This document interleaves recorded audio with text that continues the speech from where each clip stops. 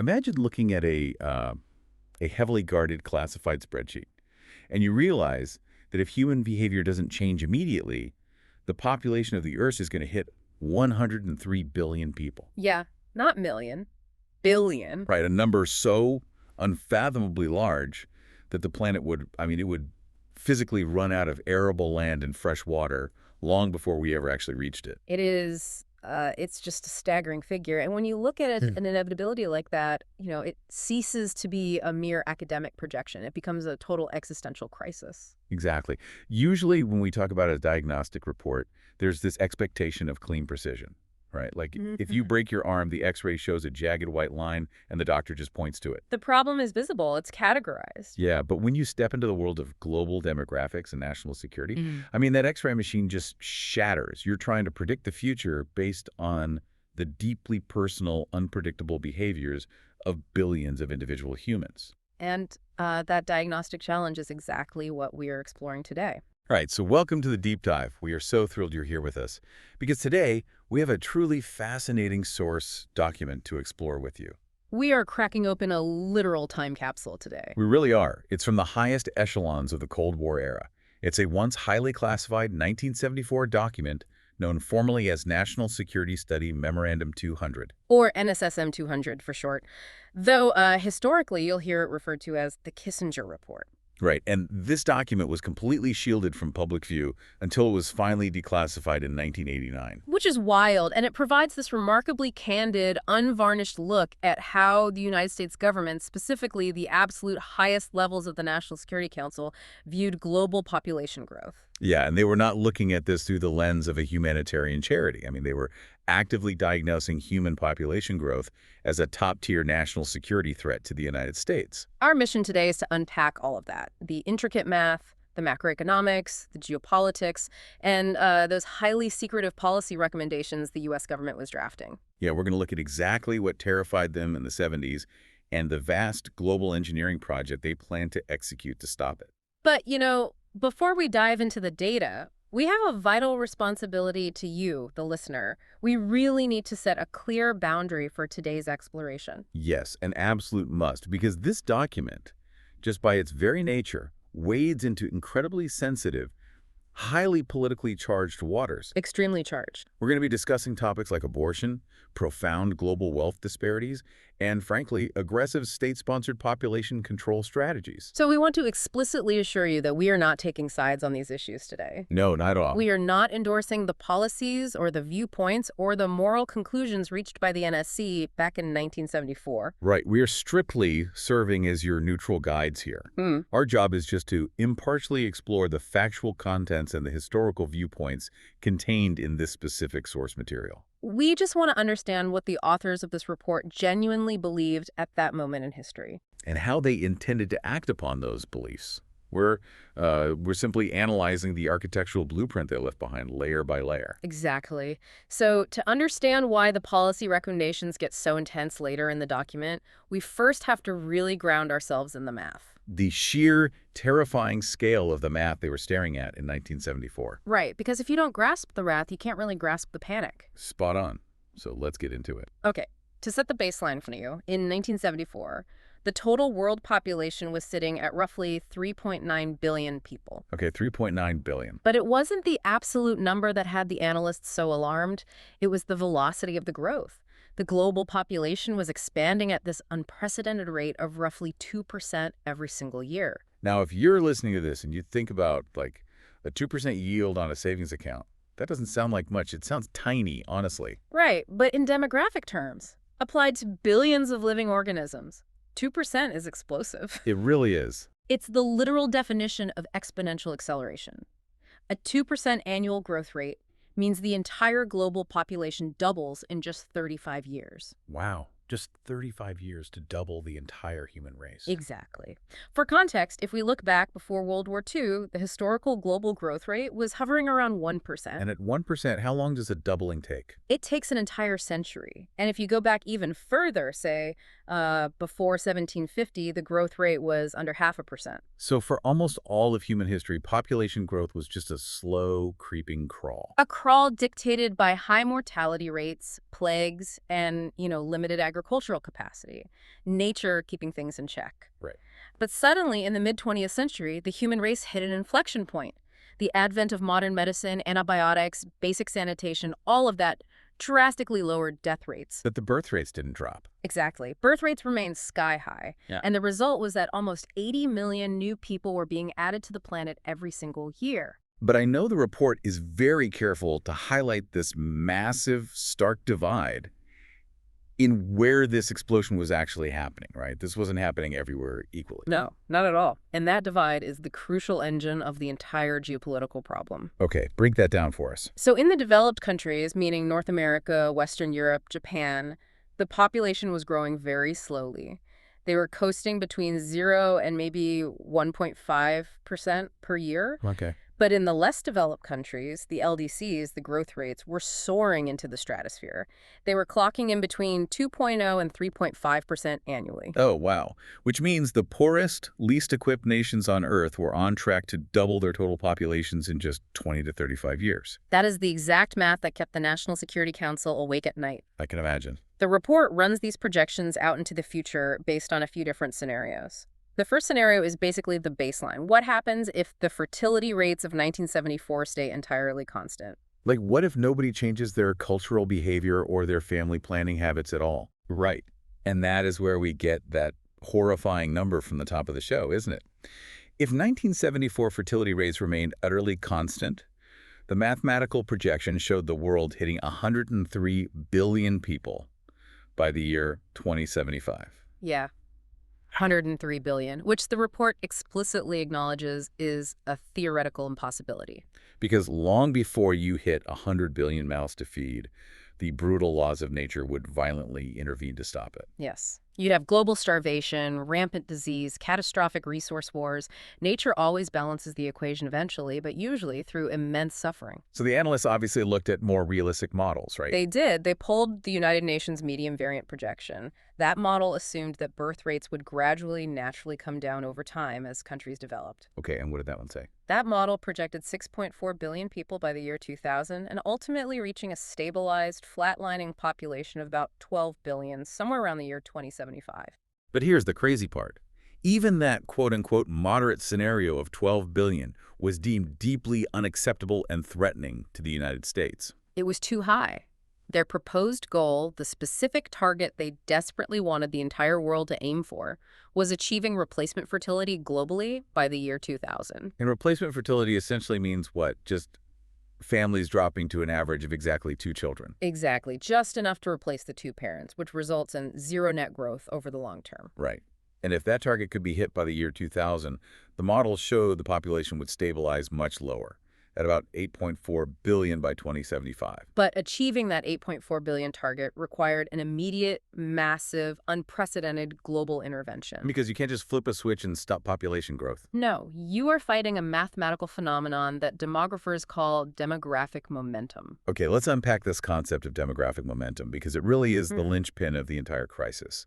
It's vital for you listening to understand why we can't just fix the problem the moment everyone decides to have only 2 kids. The mechanism of momentum comes down entirely to the age structure of the population. Okay. Think about the demographic makeup of a less developed country in 1974. Because they had experienced sky-high birth rates and plunging infant mortality over the preceding 2 decades, they had developed a massive youth bulge. Meaning the population wasn't evenly distributed across ages, like it's bottom-heavy. Far from even. A staggering 41 to 45% of the entire population in a typical developing country was under the age of 15. Right, almost half the country. Almost half. Compare that to a developed, industrialized nation like Sweden at the time, where only 25% of the population was under 15. So in these developing nations, almost half the population hasn't even hit reproductive age yet. They haven't even started having kids. And that is the core of the momentum. Imagine a hypothetical, miraculous scenario where tomorrow morning, every single person in these developing nations wakes up and decides to only have 2 children. The replacement level. Right. The population would still continue to explode for decades. Why? If everyone is only having 2. Because the absolute number of future parents who have already been born is astronomically high. Even if each of those millions and millions of young teenagers only has 2 children, the sheer volume of new couples guarantees a massive, overwhelming increase in the total headcount. Before the demographic curve ever has a chance to flatten out. Exactly. I want to make sure you, the listener, really visualize this. It sounds exactly like trying to stop a massive, overloaded freight train. That's a great way to think about it. Even if you slam on the brakes today, meaning couples instantly drop to a two-child average, the momentum and the sheer weight of that train means it's still going to slide down the tracks, screeching and sparking for another 50 or 60 years before it actually comes to a complete physical halt. That analogy hits the nail perfectly on the head. The demographic breaks take a minimum of half a century to actually work. And the report provides some chilling, concrete numbers to illustrate this train analogy. Let's look at Mexico as a case study directly from the text. Yeah, the Mexico numbers are wild. In 1970, Mexico had a total population of 50 million people.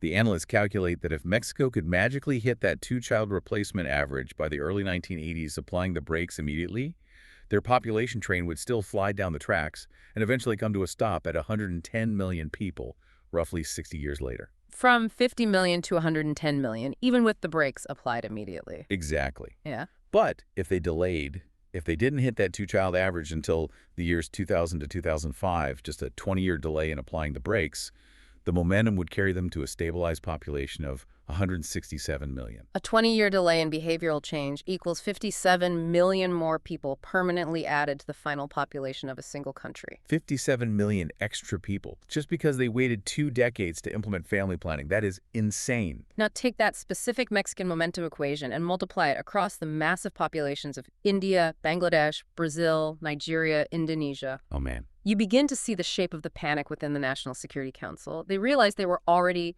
decades behind the curve. Which provides a seamless transition into the immediate physical consequences of that momentum. Because a freight train carrying double the cargo requires double the fuel, right? Absolutely. When you have billions of new people arriving over the next few decades, they suddenly need to eat, they need to build homes, and they need to consume raw materials. And that brings us to the visceral reality of the resource squeeze. The report splits this anxiety into 2 distinct categories: the very immediate Malthusian fear of mass starvation and the harder, colder geopolitical realities of global mineral extraction. Let's start with food, because the picture painted in 1974 is incredibly grim. We're not talking about theoretical future shortages here. No, we're talking about an active crisis. Right. In the less developed countries alone, the sheer demand for basic grain was rising by an astonishing 30 million tons every single year, just to maintain the baseline status quo of extreme poverty. The report warned of massive, impending, cascading famines, and it does so while casually noting a statistic that is, frankly, difficult to even process. Yeah, this part was rough. It states that 10 to 20 million people were already dying every single year from malnutrition and related causes. 10 to 20 million people annually, just dying from lack of food. And the agricultural bottleneck they faced wasn't simply a matter of finding new, empty fields to plow. Right, because the easily accessible, well-watered, highly fertile land around the globe was largely already under cultivation. You couldn't just expand the map. Exactly. To get more food, you had to squeeze significantly more yield out of the exact same acre of dirt. And doing that requires a massive technological leap. The report refers to these as modern inputs. No, it's modern inputs. We're talking about the heavy application of chemical fertilizers, synthetic pesticides, massive concrete irrigation projects, and mechanized farming equipment like tractors. But implementing those modern inputs requires 2 incredibly scarce resources: massive amounts of capital and massive amounts of foreign exchange. Okay, let's pause and clarify that for the listener, because foreign exchange sounds like dry economic jargon, but it's actually a geopolitical chokehold. It really is. If I'm a developing nation with an exploding population, why can't I just print more of my own local currency to buy the tractors and the fertilizer I need? Because international trade, especially in the 1970s, and particularly for petroleum-based products like chemical fertilizers, was conducted almost entirely in major reserve currencies. Primarily the United States dollar. Right. The companies selling the fertilizer don't want your local inflating currency. They want dollars. So how does a developing nation get those dollars? By exporting goods to the global market. But here's the trap. If your domestic population is exploding, they are consuming all of your domestic production. You don't have a surplus of crops or goods to export. Exactly. And if you have no surplus to export, you earn no dollars. You have no dollar, you cannot buy the imported chemical fertilizers. And if you don't have the fertilizer, your crop yields collapse. And when your crop yields collapse, your people starve. Man, it is a terrifying, inescapable mathematical trap. You need the food to feed the people, but the people are consuming the resources you need to buy the tools to grow the food. That is the agricultural crisis in a nutshell. But then the report pivots from the fields to the mines. It looks at global minerals. Right, and here the document makes a surprisingly nuanced and honestly counterintuitive distinction. It really does. It explicitly states that population growth itself does not deplete fossil fuels and mineral reserves. Wait, let's look at that closely. A report about the dangers of overpopulation is admitting that a soaring population doesn't actually eat up the world's copper and iron. Yeah, the analysts at the NSC were very clear-eyed about this. They acknowledged that individual impoverished humans do not consume iron ore, bauxite, or zinc in their daily lives. Right. A subsistence farmer isn't building a skyscraper. Exactly. Industrial output and affluent consumption are what deplete mineral reserves. The report actually points out that the United States, representing a mere 6% of the global population at the time, was consuming roughly a third of the entire world's resources. A third. Yeah. The sheer demand for raw, extracted materials is driven by high-income lifestyles, automobile manufacturing, and vast electrical grids, not by a family in rural Asia. So the raw headcount of humans wasn't the threat to the physical minerals in the ground. In fact, the report concluded that physical global reserves of crucial minerals like copper, zinc, and iron were generally sufficient to last well past the year 2000. So if you were listening to this, you might be scratching your head. I know I was. Yeah. If population growth doesn't directly eat up minerals, and there are plenty of minerals in the ground, why is the National Security Council so incredibly worried about demographics in a report focused on securing resources? It's not like a newborn baby in a developing nation immediately demands a vast copper pipeline. Right. Well, the true threat wasn't physical depletion of the Earth. The true threat was geopolitical access. Access to the minerals located underneath those developing nations. Yes. The United States economy was deeply and increasingly reliant on importing these essential minerals from the less developed countries. Okay, I see where this is going. The NSC's thesis was that excessive runaway population growth acts as a severe grinding drag on the economic development of those host nations. So it's not that the copper disappears, it's that the local miners extracting the copper are starving or they are rioting. You are touching on the exact mechanism the NSC feared. What's fascinating here is when an economy stagnates but the population continues to explode, the social fabric inevitably breaks down. The infrastructure fails. Right. You get massive, violent labor strikes in the mines because wages can't keep up with food prices. You get riots blockading the export ports. You get a deeply frustrated populace that inevitably turns to radicalized political movement. And those radicalized governments come to power on a populist ways, and the very first thing they do is expropriate foreign corporate assets and nationalize the mining industries. Exactly. That instability driven from the ground up by unbearable demographic pressure is what ultimately cuts off the United States supply chain. Wow. It's a chain reaction. Too many people means not enough food. Not enough food means a collapsing domestic economy. A collapsing economy means a radicalized, desperate populace. And a radicalized populace means the U.S. suddenly cannot import the bauxite it desperately needs to manufacture aluminum for its own military and industry. It all connects. It does. So, to truly understand why these developing nations were locked into this macro-level economic death spiral, we have to change our lens. We have to zoom all the way down from the National Security Council in Washington to the micro level of a single village. Right. We have to ask a fundamental question. Why were individual families in these profoundly impoverished nations still having so many children, even as they watched their countries struggle to support them? The report dedicates a significant amount of ink to this, outlining the microeconomics of high fertility. They identify three main economic impacts that high birth rates inflict on a developing economy. First is capital deepening versus capital widening. Second is the savings effect. And third is the dilemma of child quality versus quantity. Okay, let's break these down, starting with the concept of capital widening versus capital deepening, because it perfectly illustrates the developmental trap. Yeah, imagine a newly independent developing nation. Its government has a fixed, limited amount of capital to invest in national infrastructure every single year. Okay, a limited national budget. Capital widening occurs when that nation's population is expanding rapidly.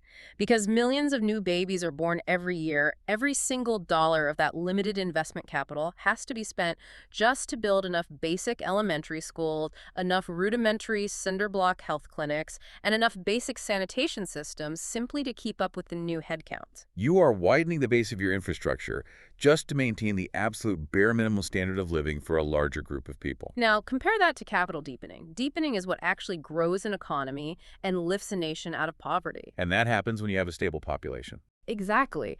When you have a stable, flat population, instead of being forced to build 10 more basic elementary schools just to tread water, you take that exact same pool of money and you build one advanced university. Or you build a high-tech manufacturing plant. Right. You invest in better technology and higher education per individual worker. So deepening raises the productivity and the wealth of the individual. Widening just keeps everyone equally poor. And high fertility forces less developed countries into an endless, exhausting cycle of capital widening they can never get ahead. So what does this all mean? To put an analogy to this, it's like having a fixed scoop of peanut butter, right? Okay, I like where this is going. If your piece of bread stays the same size, a stable population, you get a thick, rich layer of peanut butter. That's capital deepening. But if your piece of bread is constantly, magically growing larger and larger every single second, you have to spread that exact same scoop of peanut butter thinner and thinner across the widening surface. Until eventually you are just scraping a dry knife across bare toast. Exactly. The resources become imperceptible. That is a phenomenal way to visualize it. And that dynamic bleeds directly into the second impact, the savings effect. Tell us about the savings effect. The report notes that when an individual family has a massive burden of dependency, let's say you have 2 working adult parents trying to support 6, 7, or 8 non-working children, the math becomes brutally simple. There is absolutely zero surplus income. Let's walk through that reality for a rural farmer. Imagine you are in 100 units of local currency. You need to spend 95 of those units just to buy enough basic caloric intake to keep your 7 children alive. You have 5 units left. Right. A minor illness or a broken tool wipes that out.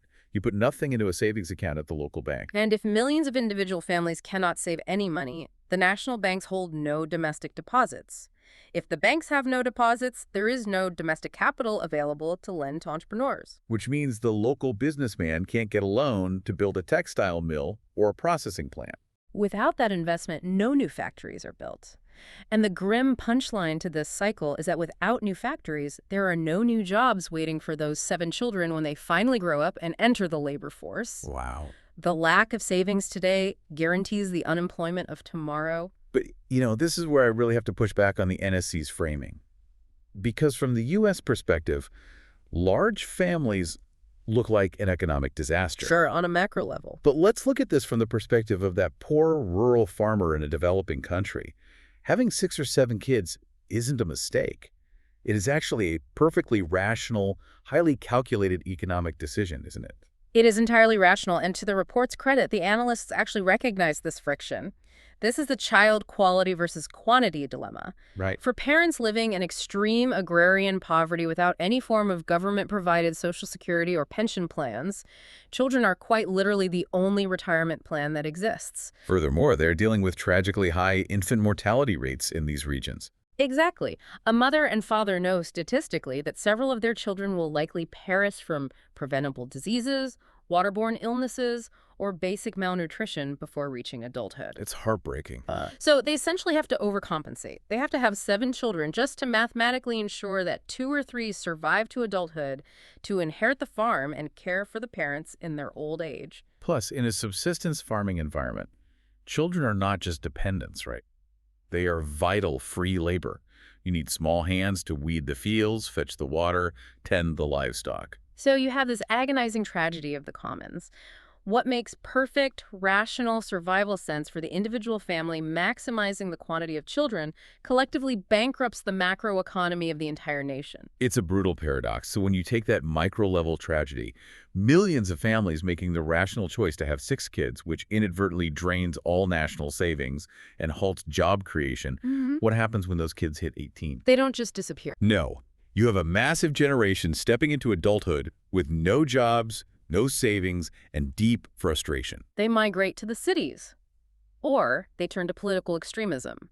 And that is exactly where the National Security Council's diagnostic report shifts gears from economic theory to the brutal mechanics of war.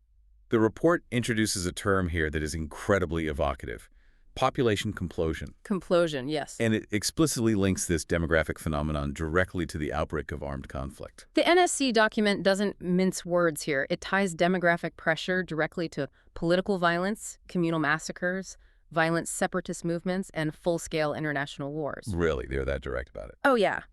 It actually references an independent, comprehensive study of 45 separate local conflicts in the developing world. And what did that study find? It found that intense population pressure, massive waves of internal migration driven by crowding, and the differential growth rates among competing ethnic or religious groups were major primary determinants of the violence. Here's where it gets really interesting, because I want to dig into that phrase, population complosion.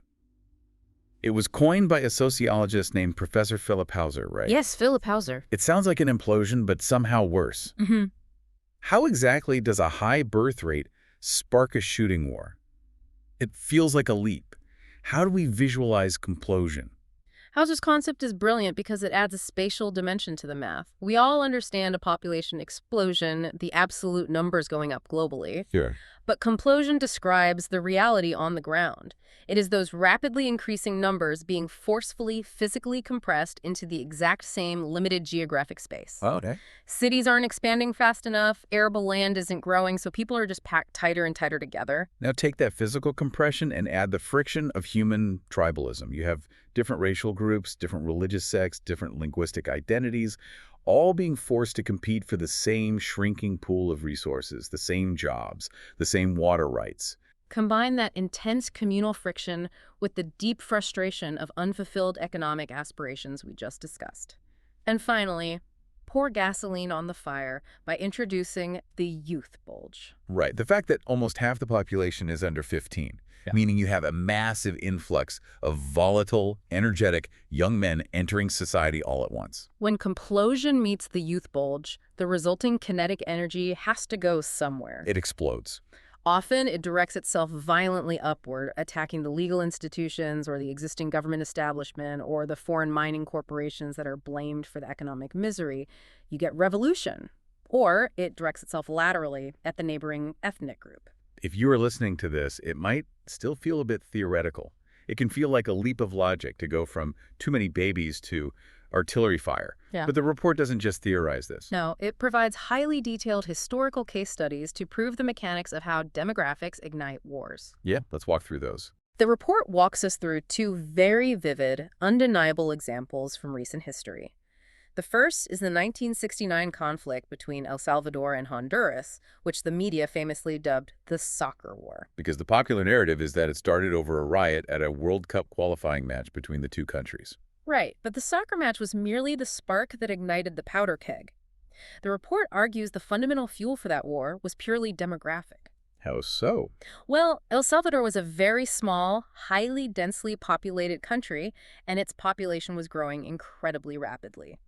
To find arable land and work, hundreds of thousands of Salvadoran peasants had been quietly migrating across the border into neighboring Honduras over the course of decades. Because Honduras had a larger landmass and a relatively lower population density. Yeah. It was a classic demographic overflow valve. Yes. But as this massive influx of Salvadorans grew, they began occupying land and taking jobs in Honduras. This created intense, localized economic resentment among the Honduran peasantry. Which makes sense from their perspective. Exactly. Responding to this domestic pressure, the Honduran government eventually began strictly enforcing a new land tenancy law, designed specifically to strip land from the Salvadoran migrants and expel them back across the border. And El Salvador, already bursting at the seams, was outraged by the brutal treatment and mass expulsion of its citizens. The sudden return of thousands of destitute refugees spiked tensions to a breaking point. So when the soccer riot happened, it simply provided the nationalist excuse to launch a military strike. It was a brief war, but it was bloody, and it was entirely driven by land scarcity caused by population density. And the second example the report provides is even larger in scale and arguably much darker. The 1970 to 1971 geopolitical catastrophe involving Pakistan, India, and the birth of Bangladesh. This is a textbook case of demographic vulnerability mutating into an international crisis. At the time, what we now know as Bangladesh was called East Pakistan. Right. It was experiencing incredibly rapid population growth within a very constrained geographic area. This is the Ganges Delta region. Right. It is incredibly fertile, but it's also highly susceptible to flooding. Right. Because the population density was so extreme, the people essentially ran out of safe, elevated arable land. The sheer demographic pressure forced hundreds of thousands of desperately poor families to settle further and further out onto highly vulnerable, unsafe, coastal lowlands and mudflats just to survive and grow food. They were living in places they knew were dangerous simply because everywhere else was completely full. Then, in 1970, a massive cyclone struck the Bay of Bengal and drove a devastating storm surge directly over those coastal lowlands. Oh, God. Because the demographic pressure had forced so many people to live directly in the most exposed danger zones, the death toll was apocalyptic. An estimated 300,000 people died in the flooding. 300,000 people wiped out by a single storm. It's almost unimaginable. It is. Following the disaster, the central government situated in West Pakistan fundamentally failed to respond adequately. They were slow to provide relief, which enraged the Bengali population in East Pakistan, who already felt politically and economically marginalized by the West. So this monumental failure of governance, layered over existing ethnic tensions, led to a massive Bengali political uprising, with leaders pushing for full autonomy. Yes, and in response to the uprising, West Pakistan deployed the military to violently suppress the Bengali movement. This led to a brutal crackdown and widespread persecution, particularly targeting the Hindu minority in the region. And this military crackdown, driven by the initial demographic-fueled disaster, triggers an even larger demographic shockwave. Fleeing the rampant military violence and massacres, an estimated 9 to 10 million refugees poured across the border into neighboring India over the course of just a few months. 10 million refugees. Think about the logistics of that. 10 million desperate, starving, traumatized people suddenly appearing inside your borders. That would break the back of almost any modern economy today, let alone India's economy in the early 1970s. It was an intolerable existential burden on India's resources. They could not feed them, house them, or police them. Yeah. And the NSC report explicitly argues that this massive destabilizing demographic tidal wave crashing into India was a primary decisive factor in India's ultimate decision to take military action.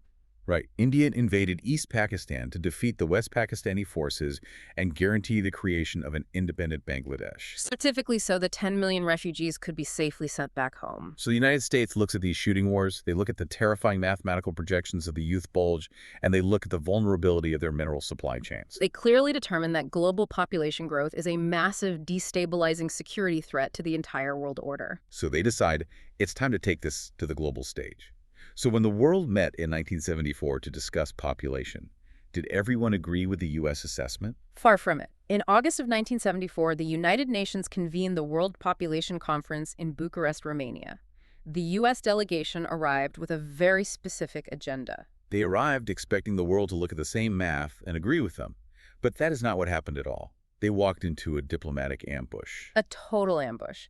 The U.S. walked into Bucharest hoping to ratify the World Population Plan of Action, which they wanted to serve as a strict, binding agreement. Okay. They wanted all nations to agree to specific, quantitative targets and strict deadlines for reducing global birth rates. But instead of receiving a rubber stamp, the U.S. faced a severe, highly organized, and surprisingly diverse five-pronged diplomatic attack. Who exactly was leading this coalition against the United States? The pushback was spearheaded primarily by Algeria and Argentina, two very vocal leaders of the developing world at the time. But they had incredibly strong backing from the Eastern European Soviet bloc, the People's Republic of China, and crucially, the Holy Feed. See the Vatican. Boy, that is a wild, almost contradictory coalition. You have communist states, newly independent African and South American nations, and the Catholic Church all teaming up to block Washington's agenda. Strange bedfellows, for sure. What was the core of their argument? Why were they fighting population control? The core ideological conflict at Bucharest came down to the arrow of causation.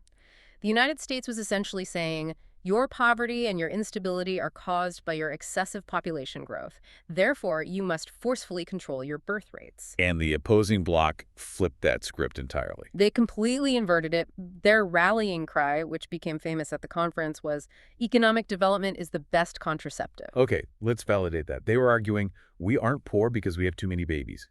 We have too many babies because we are forced to live in extreme poverty. That is the exact argument. Algeria and Argentina pushed incredibly hard for what they termed a new international economic order. Oh, wow. Yeah, they argued passionately on the floor of the UN that human population numbers weren't the actual disease, they were just a symptom. The real disease was the vastly unequal distribution of global wealth, trade imbalances, and the legacy of colonial resource extraction. So the developing nations basically looked across the room at the U.S. and said, you consume a third of the world's resources, and now you're telling us we have too many babies. Exactly. Maybe the problem isn't our birth rate. Maybe the problem is your consumption rate. Ouch.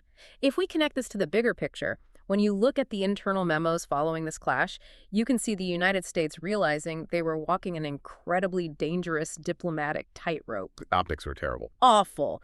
The U.S. delegation recognized that a very damaging narrative was quickly taking hold in the global press.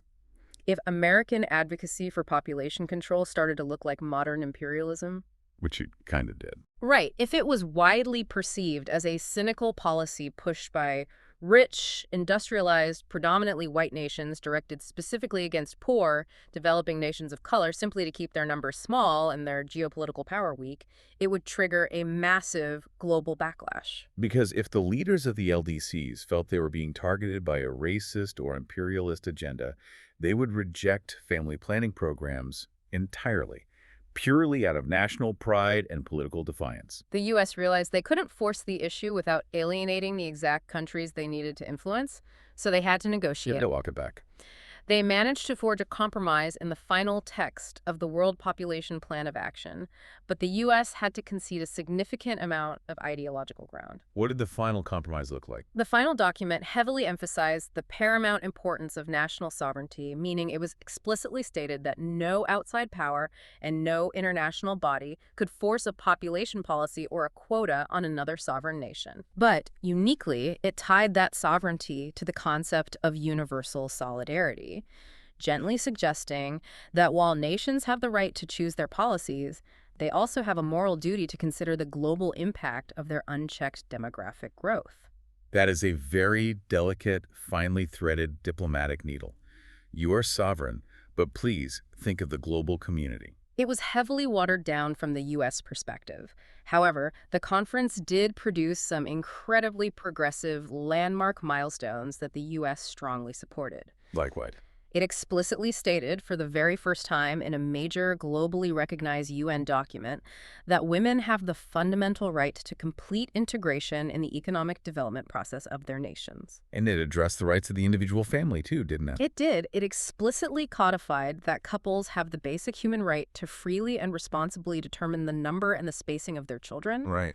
Furthermore, it stated they have the right to access the adequate information and the physical means to do so. This essentially recognized access to contraception as a fundamental human right. So Bucharest ends in this messy, highly publicized diplomatic compromise. The U.S. doesn't get the strict quotas they wanted, but they get global agreement on the principles of family planning. But back in Washington, behind the closed doors of the National Security Council, the analysts knew that grand UN declarations don't actually distribute birth control pills to rural villages. Right. Despite the diplomatic drama, they still had to formulate a concrete, actionable strategy. What was the actual Kissinger playbook? Which brings us to the operational heart of NSSM 200. This is where the report moves from diagnosis to prescription, outlining covert strategies and debating highly controversial alternatives. What was the actual mechanical plan they put together? The report gets incredibly specific, shifting into a highly tactical mode. They realized they couldn't blanket the entire globe with funding, so they ruthlessly prioritized. They identified 13 key countries for heavily targeted U.S. population assistance. Let's look at that list because it is essentially a map of the geopolitical fault lines of the late 20th century. You have India, Bangladesh, and Pakistan in South Asia. You have Nigeria and Ethiopia in Africa. You have Mexico, Brazil, and Colombia in the Americas. Indonesia, the Philippines, and Thailand in Southeast Asia. And Egypt and Turkey in the Middle East. Why those 13 specifically? Because the NSC looked at the brutal math.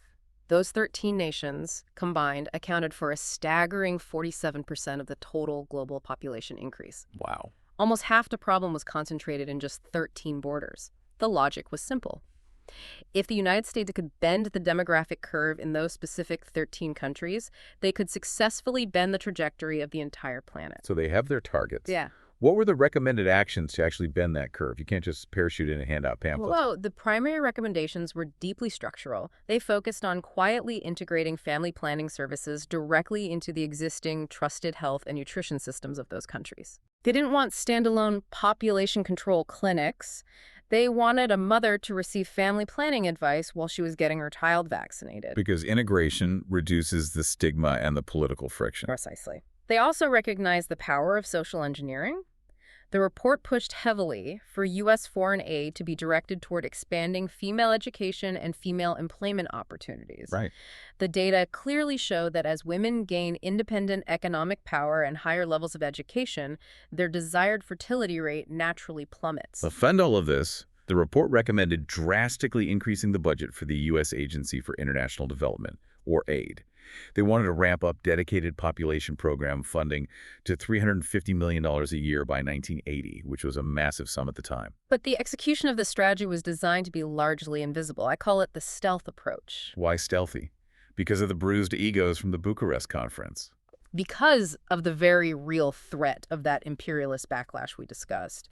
The NSC astutely recognized that direct, highly visible, heavy-handed U.S. pressure on a fiercely independent nation like Brazil or a post-colonial nation like Nigeria to lower their birth rates could backfire spectacularly. It would look like Washington dictating terms. Exactly. So how do you exert influence without showing your face? You route the money and the policy through multilateral organizations. The U.S. decided to aggressively channel a massive portion of its funding and its strategic influence through international bodies like the UN Fund for Population Activities and the World Bank. Oh, okay. So the World Bank approaches the developing nation with a loan conditional on family planning, and it looks like a global consensus rather than an American mandate. It effectively removed the American flag from the operation. The host nation is dealing with an international consortium, not the U.S. State Department. And we mentioned they relied heavily on socioeconomic shifts rather than just handing out pills. There's a very specific metric in the report that I found fascinating. You're referring to the educational targets. Yes. They didn't just advocate for general education. They placed a massive targeted emphasis on educating women to at least a fourth grade level. Let's explore the mechanics of that. Yeah. Why is the fourth grade the magic inflection point for national security? Why not eighth grade or high school? Because fourth grade represents the threshold of functional, permanent literacy and basic numeracy. Yeah. It is the exact point where a woman gains the ability to read a public health pamphlet or a medicine label on her own. Right. She can calculate a basic household budget or understand compound interest on a microloan. So she is no longer entirely reliant on word of mouth or patriarchal authority for her information about the world. It creates a profound psychological shift. It moves a woman from a mindset of fatalism, the idea that God just gives you children and you have no say in it, to a mindset of agency and planning. Wow. The NSC's data showed that achieving just that basic fourth grade level of literacy correlated incredibly strongly with a sharp permanent reduction in a family's desired number of children. It is brilliant, really. You change the demographics by changing the psychology of the individual. But I want to pause here and look at a different section of this playbook. Okay.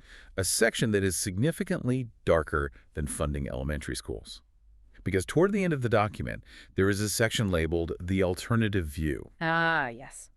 It is a stark, chilling reminder of the sheer panic that some factions within the intelligence and scientific communities were feeling at the time. While the main official recommendations of the report are all about voluntary education and integrated health clinics, this alternative view section reads like a dystopian novel. It really does. It literally asks if the United States should begin using food as an instrument of national power.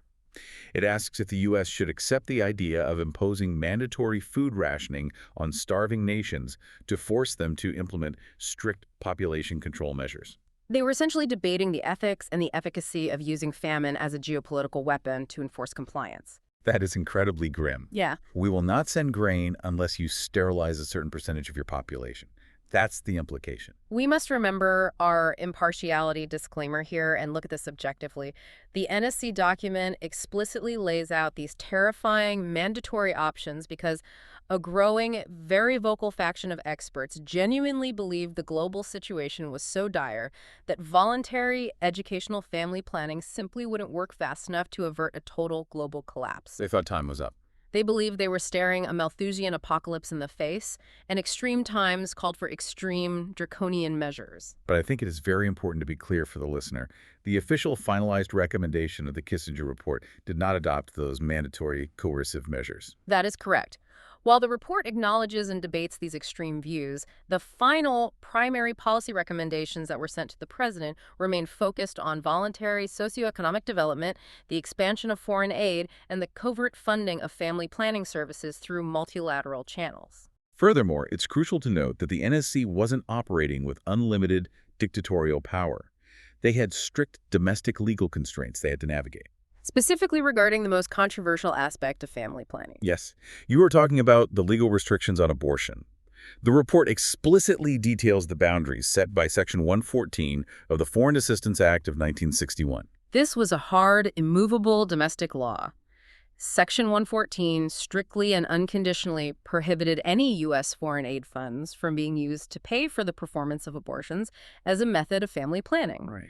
It also prohibited using funds to motivate or coerce any person to practice abortions. So while the United States government was aggressively pushing a vast global population control agenda, they were legally bound by Congress to do so without directly funding or promoting abortion services. It perfectly demonstrates the incredibly complex domestic political realities the National Security Council had to navigate, while simultaneously trying to design and execute a grand global strategy.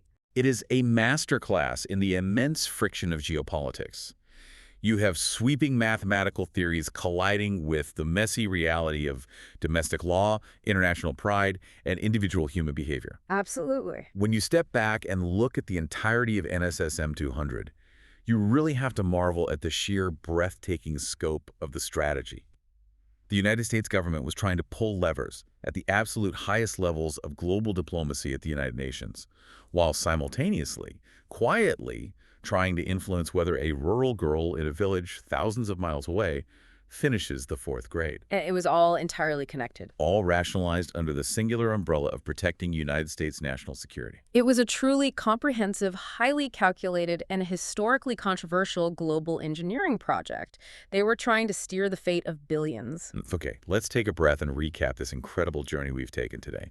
We started by looking at the terrifying exponential math the NSC faced in 1974, the demographic momentum that promised to add billions of people to the planet, even if birth rates plummeted immediately. Right. We saw how the massive youth bulge guaranteed that the population freight train would keep sliding down the tracks for decades. From there, we explored the resulting economic squeeze. The fear wasn't just about running out of food, but how the immense crush of rapid population growth would force developing nations into an endless cycle of capital widening. Just struggling to build enough basic cinder block infrastructure to survive instead of the capital deepening required to actually grow wealthy and stable. We looked closely at the tragic, rational logic of the microeconomy.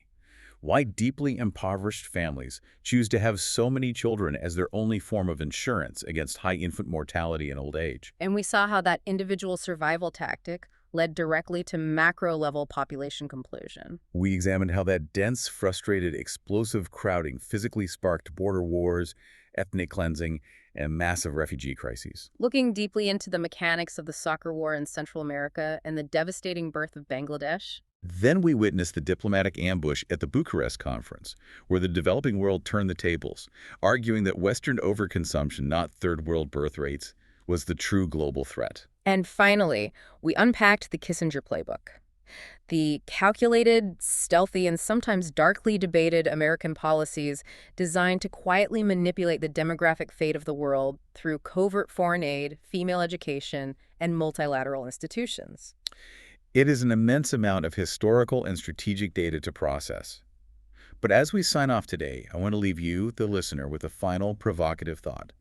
Think about the timeline. We're broadcasting this in the year 2026. The Kissinger Report was written in 1974. 52 years ago. Exactly. It was based entirely on the mathematical reality of demographic momentum, a momentum that they explicitly knew takes 50 to 60 years to fully play out across generations. Which means that 50 to 60-year lag is right now. Yes. That means the geopolitical world we are living in today, the crises we see on the news right now, is the exact future those analysts in 1974 were desperately trying to prevent or manage. We're living in the world their policies helped shape. But the wheel of demographics never stops turning. Never.